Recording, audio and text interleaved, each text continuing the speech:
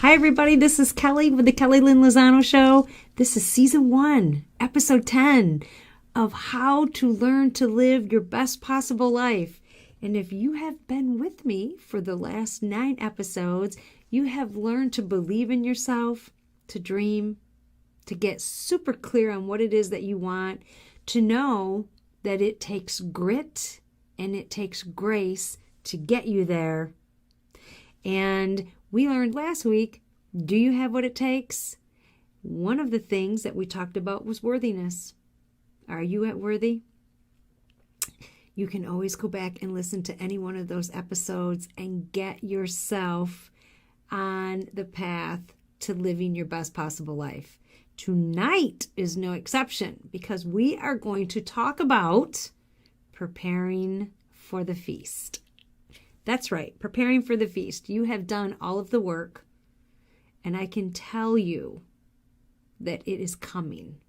Your dreams are coming, and they will show up piece by piece, and there will be pieces of your dreams that will come that you didn't even know were a part of your dream, but your purpose will make sure that they show you the way. I have 3 steps to show you how to prepare for the feast. The first one is very, very important, and that is rest. Kelly, you've been telling me to grind. Now you're telling me to rest? You have to slow down sometimes to go faster.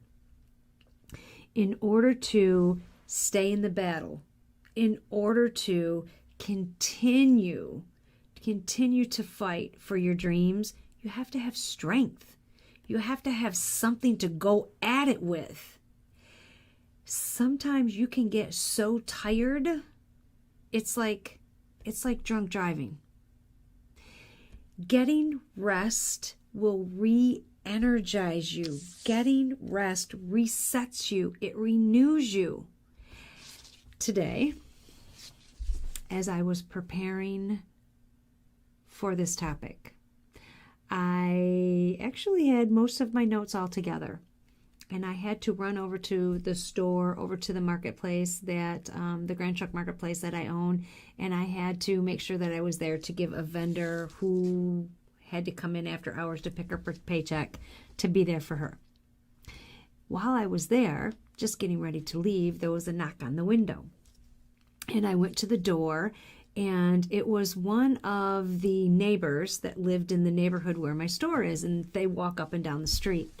And they said, listen, I just want to let you know that we were by here on Tuesday night about 6:30, and the door was wide open. The door was propped open. We have a big cement bird feeder bottom that holds the door open. And they said, we didn't see any cars here. We just thought it was strange. Normally we see your car here. So we just kind of poked our head inside and hollered, and nobody answered. And so we locked the door and shut it. Thank God for good neighbors. That day, Stephen and I had been in the store. And I know this because, well, I remembered that we were in the store. I did not remember leaving the door open. We would have never have left the door open. How could we leave the door open to the store? We locked the doors and we checked the doors seriously 3 times before we leave.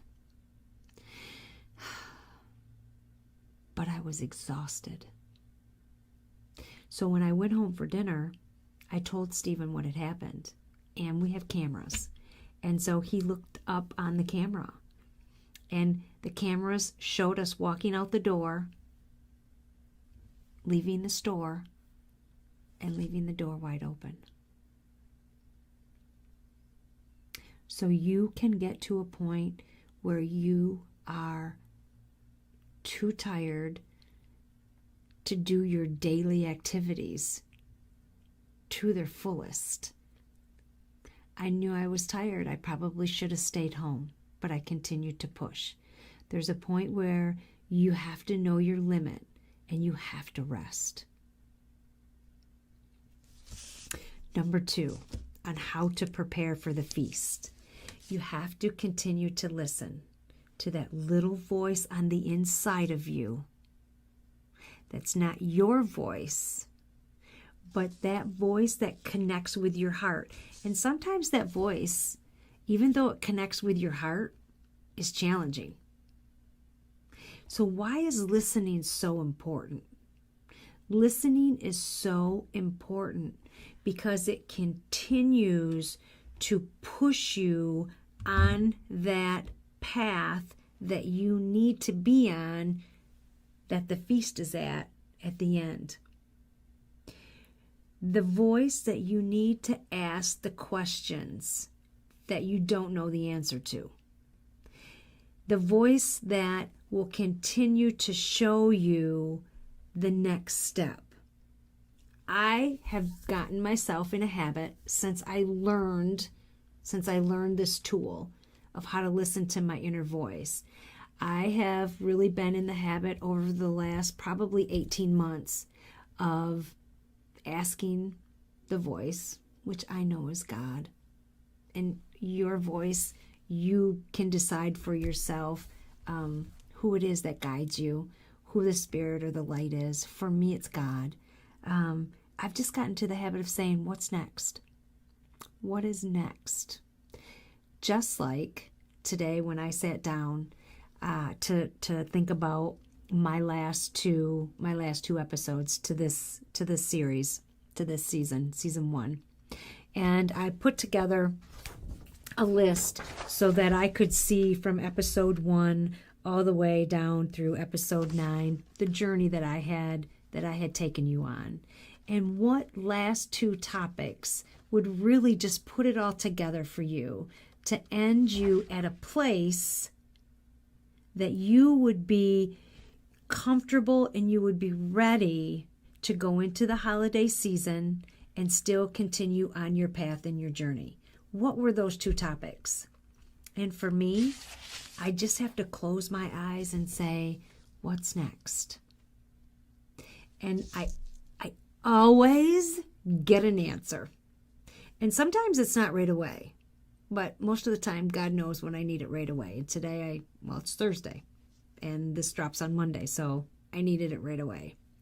And I heard him say to me, grab your Bible and open it up. And so I grabbed my Bible and I opened it up and I started to read. And it was in Matthew. And I would love to teach on this. I'm not going to teach on it tonight, but it is a great story. But the verse that I want to concentrate, that I took my lesson from tonight, was Matthew 25:10, and it said, "And those who were prepared went in with him to the marriage feast, and the door shut." Now, there's a lot more to that than just being prepared, and someday I'm going to teach on that. But for now, I just want you to know that if you will listen to that voice on the inside of you, it will guide you to your feast. So get the rest that you need. Continue to listen to that voice on the inside of you. It will not fail you, I promise. And the very third thing is that will give you real, lasting change in your life. This third tool is not about motivation, and it is not about willpower, but it will have a lasting, positive effect on your life and on your path to getting to the feast. And that is to ask. And what I mean by that is, girlfriends, speak up for yourself. Speak up for yourself. Ask questions that directly relate to your comfort, to your finances, to your relationships, to your health and wellness, to your time, because your time is important, and to your faith. I'm going to give you a couple examples to help you understand this. It's about asking questions instead of standing there or sitting there with your mouth closed. There's that saying that says, closed mouths don't get fed. And it's true. For example, here's an example for you. I'm looking for a space for my Girl on Fire conference. And the only way, because it's COVID, and I have to think outside the box, the only way that I'm going to find a place is to call up people that have a stage and ask if that is available for me to have my conference there. You have to open your mouth. You have to ask. Here's another example. Probably about, 4 months ago, I had a little, I wasn't feeling well. And it was probably 10 o'clock at night. And I had been having headaches, and I wasn't feeling good. I wasn't like COVID sick. I didn't think I had COVID, but something was off. And so I went to the ER because I really was feeling I was dizzy. And so I was in the ER, and of course it was COVID, and so Stephen couldn't come in with me. And I was in one of the rooms, and I was hooked up to this, that, and the other thing, and they were doing all of these tests, and everything ended up being absolutely fine. And during that time, like I said, I was really dizzy, I was really nauseous, and they had me like almost like laying completely down in the bed. Now, before I learned the power of asking, I would have never have opened my mouth and said to the nurse that came in, could you sit me up a little bit? I would feel much better if you just sat me up a little bit. Sure, she said, no problem. You have to ask.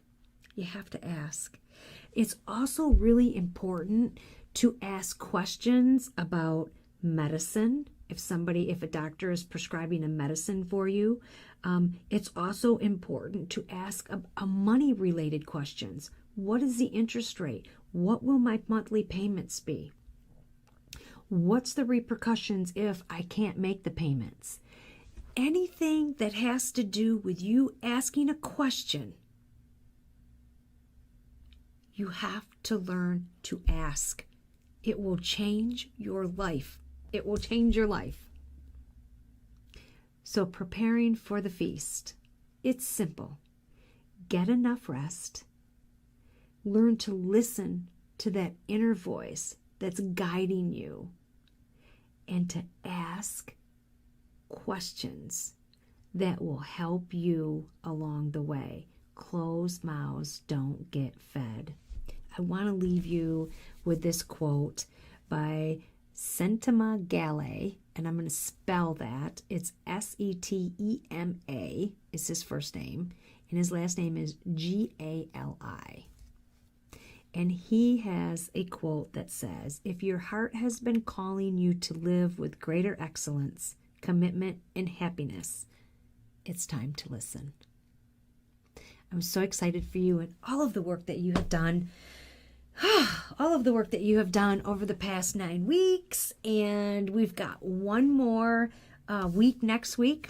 And this season 1 will come to a close. And I will continue to do a podcast and probably some live shows for YouTube as well. And I want you to know that you are so worthy of everything that you've been dreaming of. Girlfriends, I will see you next week. And remember, get some rest, listen to that inner voice, and ask those questions.